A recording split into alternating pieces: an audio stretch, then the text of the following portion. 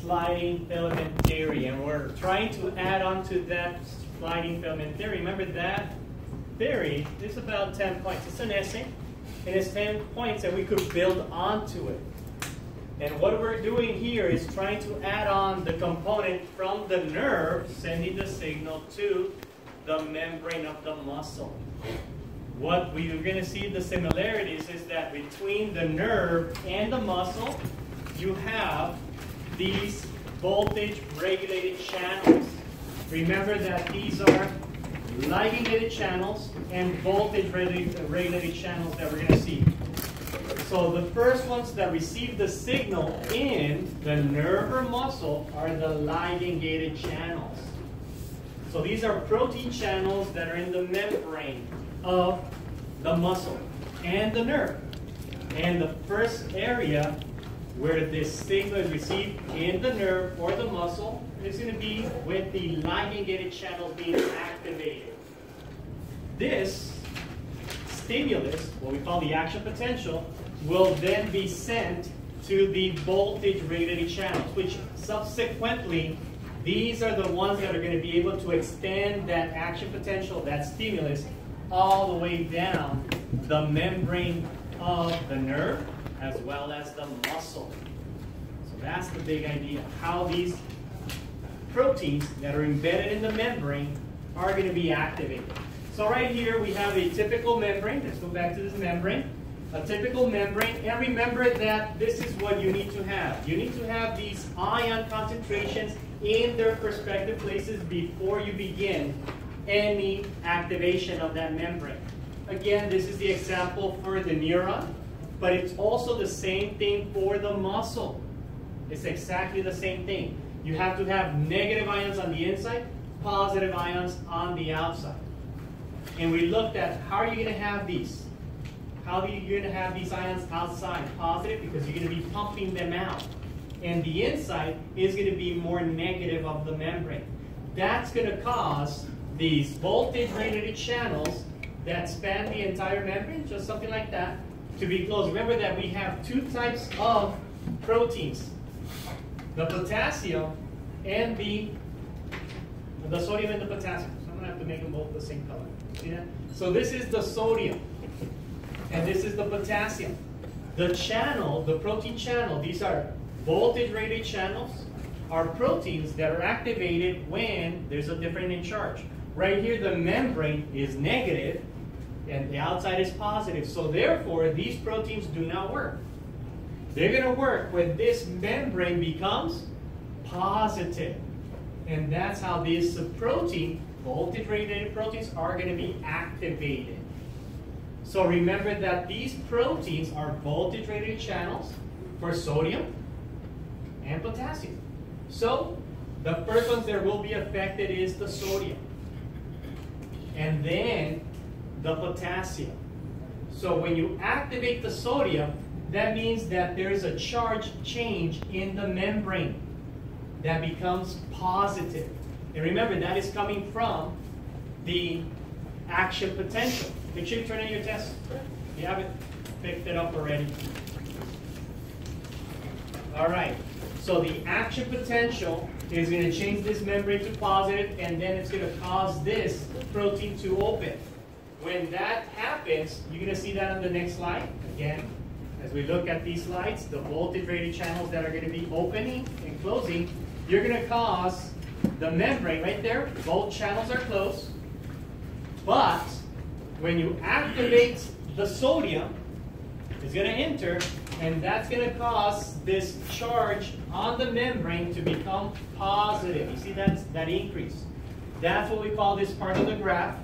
That is demonstrating, this graph right here demonstrates an action potential in that specific place of the membrane. So a little small section of the membrane becomes depolarized. So the depolarization is the sodium has activated, and sodium is entering. Sodium enters. It enters inside the cell. It enters. Does that make sense?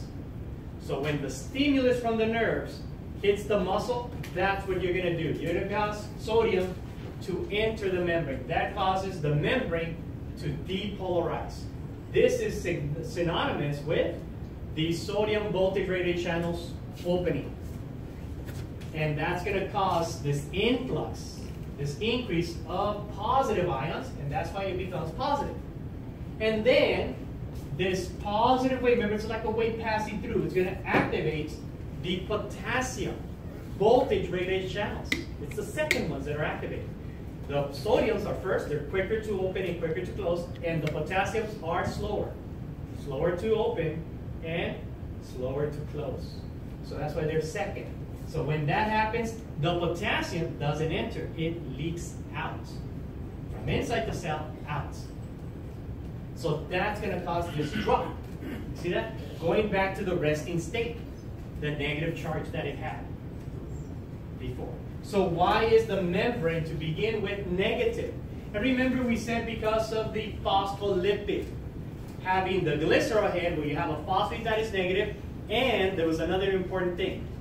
Proteins inside the cell. So this is in the membrane, and the proteins that you have inside are negative, and also you're already distributing the positive ions out and the negative ions to stay in. All of those three things are making the membrane negative to begin with. The phosphate composition, the proteins inside the cell, and the ions that you're pumping out of the cell. That's where you start with this negative number. So the minus number that you see here is the starting point of the membrane. And then once you activate the membrane, that means that you're going to be activating these voltage regulated channels. Who's activating them? The signal from the nerve as you're passing it down. So the result is, this is a typical graph of an action potential. See, this is a typical graph that you get. Where is this graph being illustrated? In the membrane of the muscle and the neuron. So anywhere where you see the stimulus, that's what's going on. Which means opening and closing of these voltage radiated channels in the membrane of both of these types of cells. The nerve as well as the muscle. Don't forget to turn it in if you haven't, right? The assignment. All right, so as we look at this further, we see here that our y-axis is millivolts, and the x-axis is going to be the time in milliseconds. So you can see it's very quick action of the opening and closing of these voltage radiated channels. Remember, these are in the membrane. In the membrane of both the skeletal muscle and the nerve. So, what happens at this point of contact with the nerve and the muscle?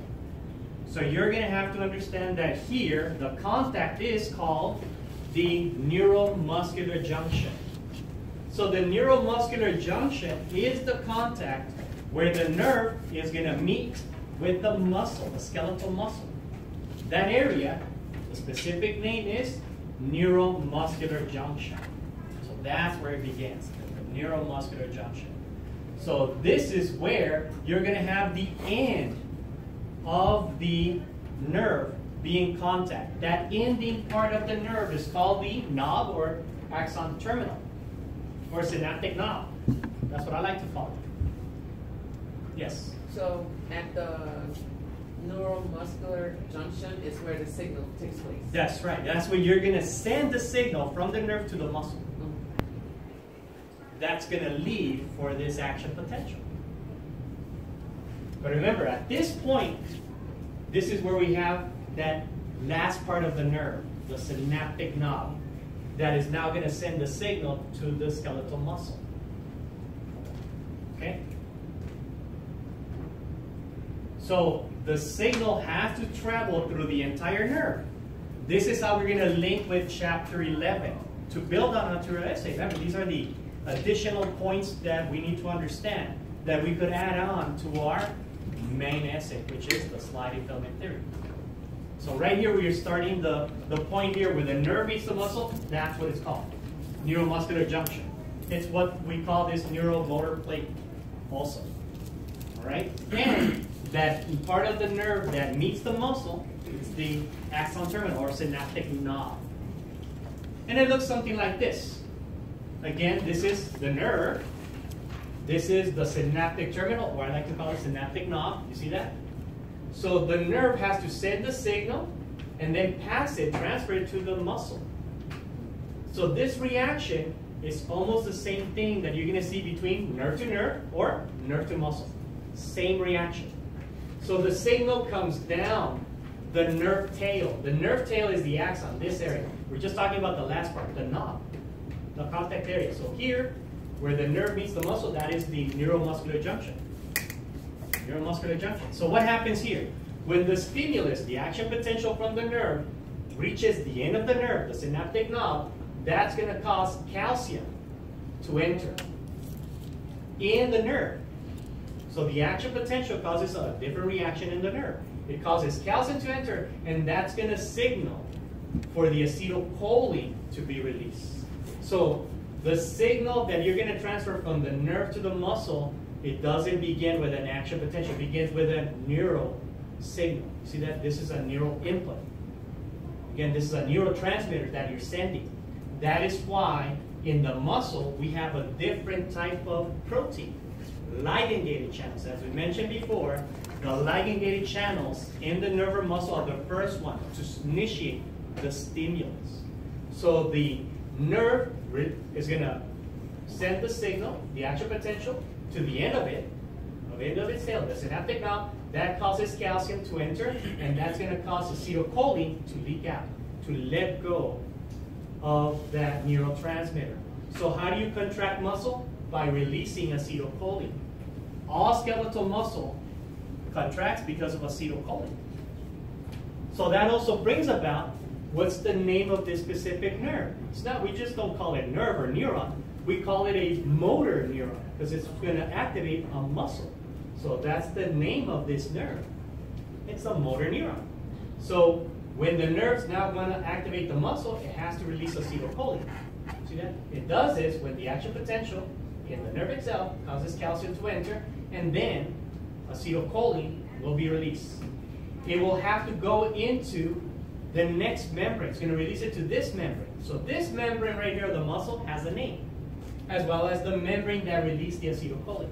So this is called the presynaptic membrane, and this is called the postsynaptic membrane. See that?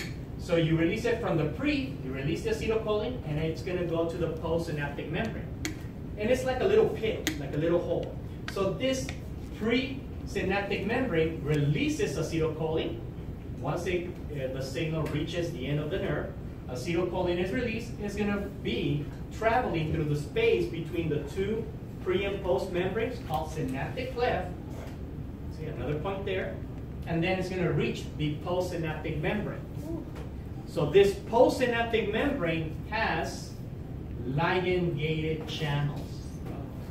And the ligand-gated channels will send a signal to the voltage-regulated channels, the ones that we saw previously. So this is really the essence, how you transmit the signal from the nerve to the muscle. See that? So the nerve gets the signal, the action potential causes calcium to enter, releases acetylcholine. Acetylcholine is a neural transmitter to activate the muscle. You need that type of neural transmitter. Acetylcholine binds to the ligand-gated channels. The ligand-gated channels bind acetylcholine, and they allow sodium to enter. So that's going to cause this membrane to depolarize or repolarize. What is it going to do? Depolarize. See that? To open up the sodium. So depolarization causes the positive charge here. So it's going to go through the sides. You see that? Like that. Going laterally. And what's after this? Voltage-regulated channels. And they're going to be activated. So after you activate these, it's a wave. It's like a wave, a tidal wave coming over. And now it's going to activate the voltage-regulated channels. From the voltage-regulated channels, you're going to spread it all the way down to the T-tubules. And that's what you see here, the T-tubules. So that you could reach the SR, the sarcoplastic reticulum. So let's see the big picture. See if we can get it. Let's review what you've learned.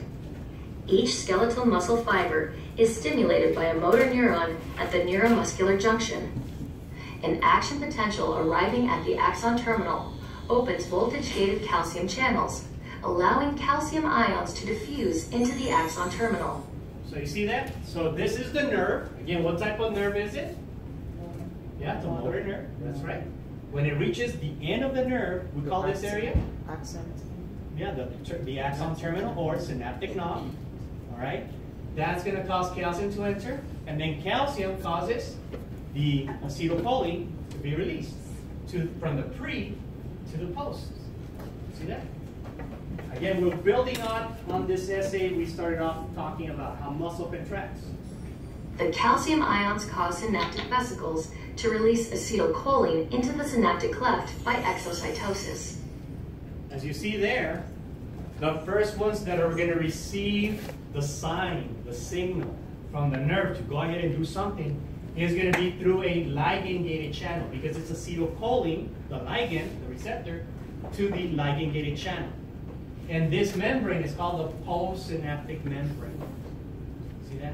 So you send the signal now as a ligand to the membrane of the muscle, and that's going to cause the binding of the acetylcholine to the ligand-gated channels.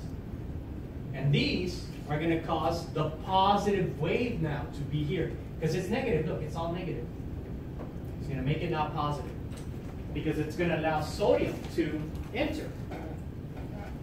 Acetylcholine binds to acetylcholine receptors on the junctional folds, opening these chemically gated ion channels. Sodium ions enter the muscle fiber through the open channels, generating an end plate potential. The end plate potential triggers the opening of voltage-gated sodium channels. So as you see here, once you activate these ligand-gated channels first, that causes the positive charge, and then it's going to spread out of this pit, out of this synapses. See this connecting of the muscle to the nerve, and now it's going to spread to the voltage-rated channels, sodium and also the potassium. Sodium is first.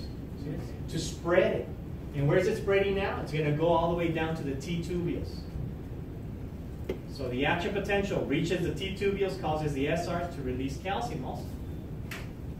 So that's the main point that we see here, the contact between the nerve and the muscle. All right, continue on with On the adjacent sarcolemma, resulting in an action potential which propagates in all directions across the sarcolemma of the muscle fiber, causing muscle contraction. The signal for muscle contraction stops when the concentration of acetylcholine in the synaptic cleft decreases. Most acetylcholine is broken down by acetylcholine esterase. Some diffuses away from the cleft. All right, so the last thing is, as long as you have acetylcholine, you're going to keep on contracting. See that? Sending a signal. So that's the reason why once you send the signal and it has now done its job, you need to remove any of the lingering acetylcholine. And who's going to do that? That's the little Pac-Man that you saw. That is the A, capital C, lowercase h, capital E. Again, that is acetylcholine esterase. That's how it's basically abbreviated, like this. See that? This is the enzyme that breaks down the acetylcholine. Because you don't want to keep the acetylcholine. If you keep it, what's going to happen? You're going to still cause a contraction. See that? So you want to stop it. Because it has done its job. See that? So now we're going to take a look at the next set of cells, and that's the neuron. So this is chapter 11, where it looks at the neuron. What is in the neuron? So that we can understand how the neuron got the signal, sends it all the way through these types of cells, called these motor neurons. Okay, so that's the next thing we're going to see. Looking at the nerve now. We're interested on the nerve.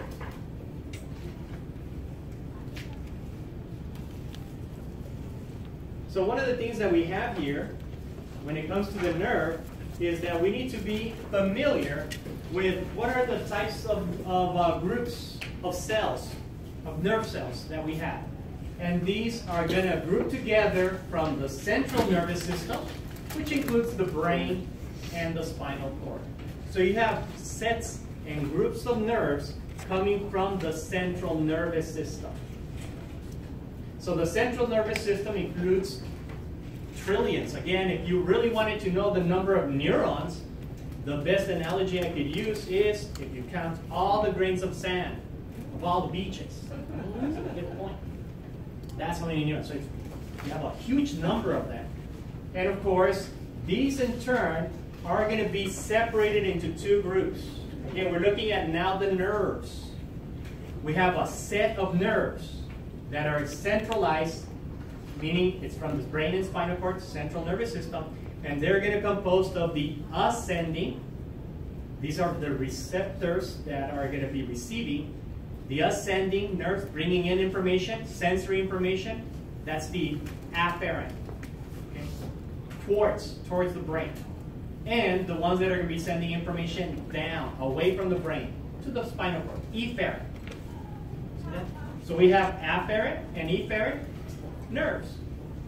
And we know that the afferent nerves, part of the brain and spinal cord, that's for sensory information. Anything that you pick up with your senses is going to go through that group of nerves, afferent.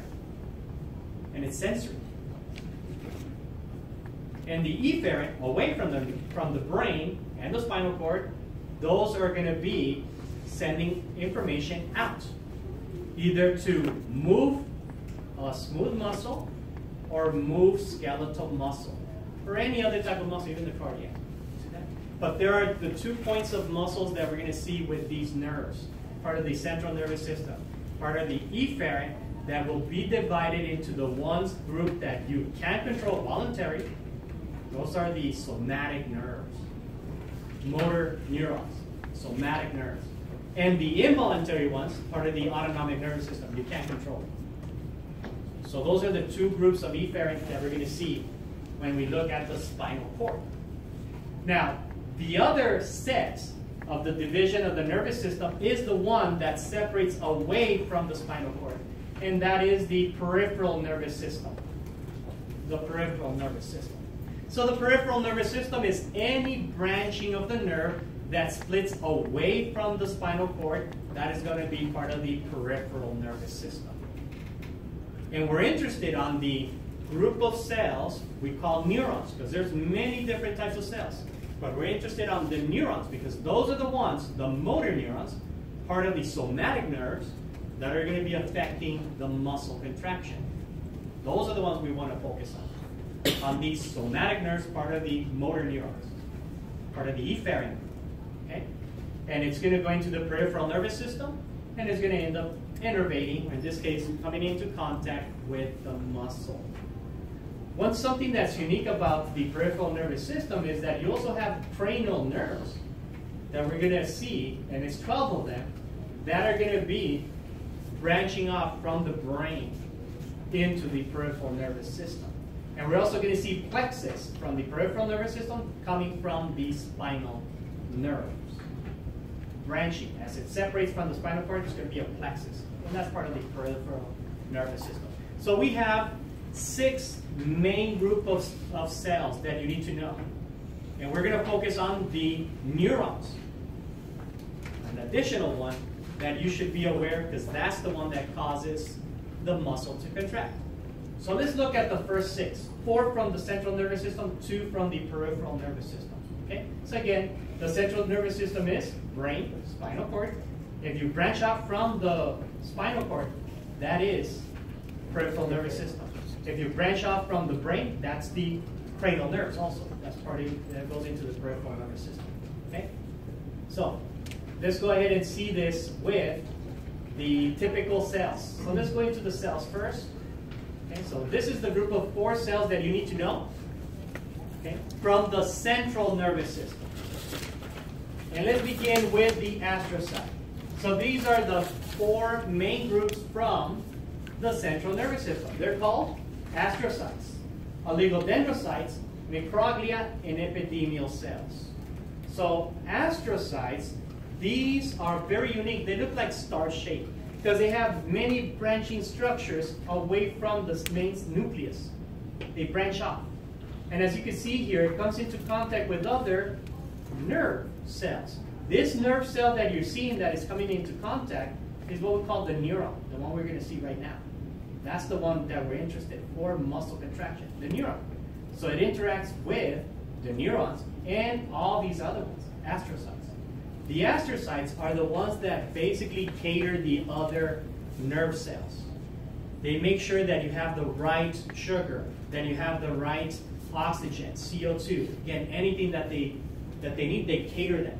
They also provide the blood-brain barrier. So that's a key point to remember of these cells of the central nervous system. Provide the blood-brain barrier. What does that barrier do? Doesn't allow anything just to enter the brain. It prevents, especially water-soluble ingredients, not to go into the brain. If it's lipid soluble, then it will. It's a lipid. Okay? So the astrocytes provide, again, the integrity of maintaining the health of all these cells. And they produce the blood-brain barrier. The other cell that you got to know from the central nervous system, the oligodendrocyte. Okay? The oligodendrocyte, this is also found in the brain and spinal cord. But these cells are the reason for you to have white matter. See, what's the matter? Get it? White matter is the white that you see in the brain and the spinal cord. So that's what we call insulation, myelination. Myelination. See that? So that's a very important cell. It myelinates the neurons. So thanks to this cell, the neuron could actually increase its speed of sending the signal to the somatic, as a somatic nerve to the muscle, or as a visceral nerve to smooth muscle. So that's the difference with the neuron. If this neuron is contacting skeletal muscle, that's the one we're interested in. This neuron is what we call somatic neuron. But it's a motor neuron because it's going to move muscle. See that? And we also have the neuron that touch or activate smooth muscle. Those are called visceral neurons. So the viscera is for smooth muscle, somatic skeletal muscle. If it's going to move skeletal muscle, it's somatic neuron. See that? Somatic neuron. So that is number 5. Again, this is example number 5. So this is only 4, but this is the neuron, typical neuron. That's the one we're going to focus after reviewing these 4. Okay? So the oligodendrocytes, why is it important?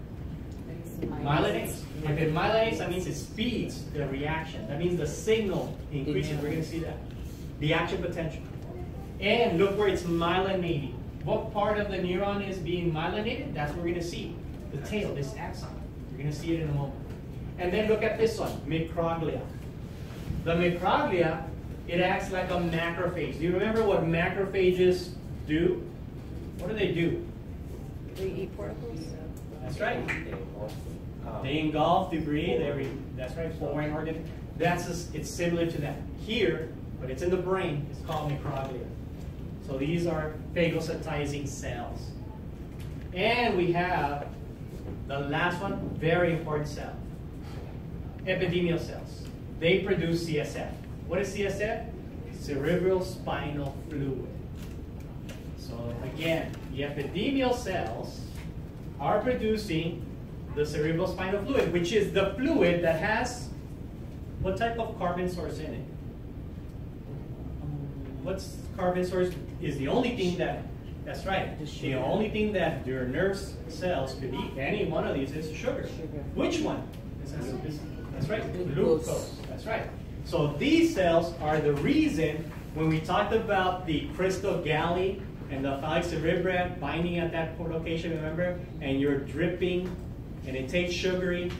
That's the CSF that these guys are producing. So the CSF, the epithelial cells, are producing that cerebral spinal fluid. Where are these cells?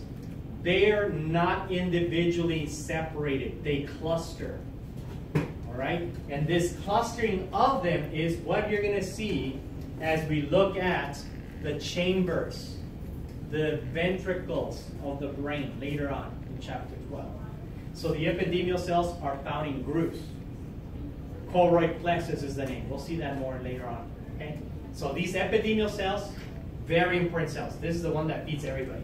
Making sure you have the right glucose. Remember, your nerve cells, all nerve cells, all 6, again, these 4 and the other 2 from the peripheral nervous system, and this one, the neuron, the only thing they could eat is sugar, glucose.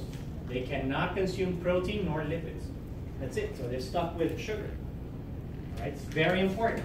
So the epithelial cells provide that for them. So again, the 5th one I want you to add is the typical neuron. So let's go ahead and see the neuron. All right? So what is a typical neuron? The neuron that we're wanting to investigate. So the neuron is the one that is going to end up being in contact with skeletal muscle. If the neuron comes in contact with skeletal muscle for moving it, that is called a somatic nerve. It's part of that group. And that group, since it's going to move muscle, that's what we call it a motor neuron. See that? As a group, it's called the somatic nerves. And every muscle, if it's innervated by a neuron, it's called a motor nerve. See that? Do they see the connection? So what is in a typical neuron? Again, this is example number 5 of the cells that you find in the central nervous system. All right, the neuron. You're also going to find them in the peripheral nervous system, the neuron. What is it? What does it have? It has this beginning, dendrites. It has these branching structures in the head where the nucleus is located. This is where the signal from the brain is going to cause this neuron to transmit the signal to the muscle by receiving it here. So the dendrites is the initial portion of this cell, nerve cell, that receives signals, the input. It's at the dendrite, these branching structures. These are located in the region branching off from the cell body, in this case the nucleus. The cell body includes not only the nucleus, but all the membrane-bound organelles. Again, look at the dendrites with this picture right here. See how? See all these branching structures? That's the dendrites. The cell body is here in the center. You have the nucleus, the rough ER, smooth ER, see that? The Golgi, you have mitochondria, that's the cell body. So the cell body has everything that the neuron has to maintain its function.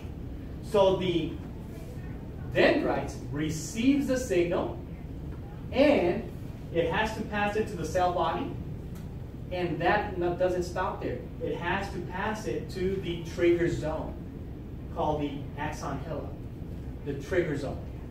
So the axon hillock is where this signal that this neuron received has to go to. So when the signal is received at the dendrites, it goes to the cell body, to the axon hillock. If the signal is strong enough, then it's going to pass it on to the tail of the nerve, the axon. And then the axon is going to end up innervating muscle. See that? Where the nerve meets the muscle, neuromuscular junction. So those are the parts of a typical neuron. And this is the one that we're interested in. How is it able to do that? How is it able to pass the signal through itself, through its own membrane, all the way to the contact point between the nerve and muscle? See that? So here, the axon hillock is a critical point. So we're going to see that there's 2 types of stimulus names. The stimulus coming from the dendrites that it received it, to the cell body, to the axon hillock, that stimulus is called graded potential. Graded. And that is due to that this signal decreases over distance. So the longer the distance that it takes from the dendrite, the point of contact that it receives it, to the cell body, to the axon hillock, is going to lose intensity. That's why this, the axon hillock, is what I call the trigger point. If it's strong enough, it will end up now changing that signal. So dendrites to the axon hillock, graded potential. You could put a bracket on the side of your slide set if you have it. The axon hillock, if it's strong enough, it will go to the axon terminal or synaptic node. This bracket right here would be action potential. See that? So when it receives it to the axon hillock, graded potential, if it was strong enough, it will cause the signal to go into the axon, from the axon hillock to the axon to the axon terminal.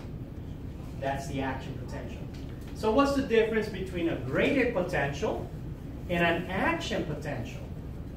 Both of them are stimulus. The difference is the signal that is received first is called graded potential. And the point here is it can lose intensity, lose strength. That's right. Over the longer the distance, the longer that it takes to reach the axon hillock, the weaker that it's going to get. See that? So that's the graded potential. Yes? So it seems as if the graded potentials go through membranes that are not covered with insulation. That's right. Whereas the others are covered. There you go. That's another perfect point. Yeah, another main difference there. Because they're all going, this is not myelinated, that's correct. The cell body is not myelinated. The only one that is myelinated is the axon. And who does the myelination? The oligodendrocytes. Oh, yes. You see that? So now, the action potential. Let's focus on that one. So remember, dendrites to axon hillock, graded potential, decreases over distance, can lessen.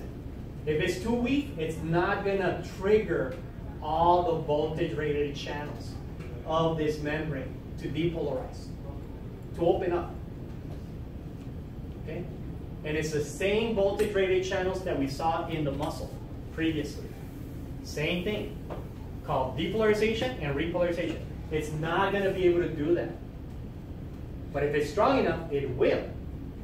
Now, in the action potential, axon hillock to the synaptic node, this action potential doesn't lose intensity, stays constant. So the stimulus is constant. No matter how long this axon is, if it's unmyelinated, no oligodendrocytes covering it, or covering it, oligodendrocytes on it, it's going to stay the same. So it doesn't lose intensity. So that's an action potential. Doesn't lose intensity. All right. So if you want to pass the signal through the nerve, it has to be strong enough so that you could convert it to an action potential. That's the type of stimulus you want.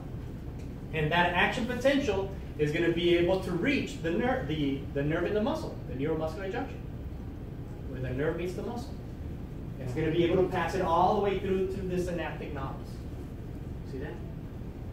So that is the fifth type of cell that you see in the central nervous system. So we have the astrocytes. Remember, they produce the blood-brain barrier. The oligodendrocyte that produce the myelination, right? Microglia, they're like macrophages removing debris. And the epithelial cells producing cerebral spinal fluid, CSF. C as in cat. Right? Make sure you give me the right abbreviation, or else you're going to get it wrong. All right? Anyways, so, and the neuron. Those are going to be found in the central nervous system. How about the peripheral? So, again, let's look at the peripheral nervous system. So the peripheral nervous system has these two cells. These are the two main cells. Again, the peripheral nervous system also has neurons, because the tail of it, the axon, extends all the way out from the brain and spinal cord. So they do have still neurons, but they also have Schwann cells. I like that word, Schwann. Anyways, so the point here, Schwann cells are the ones responsible for myelination. But in the peripheral nervous system, remember what we mean by peripheral? It means it's away from the spinal cord, branching away from the spinal cord. So the Schwann cells cause myelination. And then you have the ones that are going to sustain the life and maintain the existence of these neurons, satellite cells. Okay, so they're going to make sure that it's nurtured correctly, everything is in balance, catering to these neuron cells. They surround and support the cells. So when we mean supported, they're providing the nutrients, they're providing the amount of oxygen, you see they're regulating the amount of CO2, all of that is being uptaken by it. So if you see that this neuron is in both the central nervous system and the peripheral, what you're going to see myelinated only of the neuron is the axon. And that's what you see here. The axon is the only thing that's myelinated. So where would this type of cell be if the myelination is called oligodendrocyte? Where would it be? Central nervous system. If it was Schwann cells, you see the point? The peripheral. So this is a way to understand what area of the body we're talking about. The myelination that produces the white matter in the brain and spinal cord. See that? The white matter that covers some of these neurons. If that cell is a Schwann cell, you know it's the peripheral. If it's an oligodendrocyte, you know for sure it's on the brain and spinal cord, in this case, the central nervous system. See the condition there? You could actually determine that. So let's take a look again at the dendrite so that we can understand how the gradient potential can lose intensity. So we go back to our picture, to this picture right here. We see the dendrite. Look at the one that is furthest. Let's take this point right here. See, this dendrite has the farthest position from the axon hillock, from this location right there. So the signal has to travel through all this section of the membrane, depolarizing and repolarizing the membrane, and then the cell body, and then reaching this area. And if it's still strong enough, see that? Which is most probably not, because it's too far. The closest would be a neuron here, or on the cell body. So you could have other nerve endings, other synaptic knobs from other nerves, not only attaching at the dendrites, but they could also attach to the cell body. So the closer that they are to the axon hillock, the most likely it is that it's going to be able to, reach the axon hillock to trigger an action potential. But thing is, that's not always the case. The excitatory nerves is what we're talking about. If you want to pass the gradient potential to this one, you want to excite it, that's called an excitatory nerve, resulting into depolarization and repolarization. So that's usually not the case of excitatory nerves. Excitatory nerves usually are going to be furthest away from the axon hillock, because you don't want to send any signal down, because you're not going to have control. So that's why you regulate it by inhibitory neurons. So as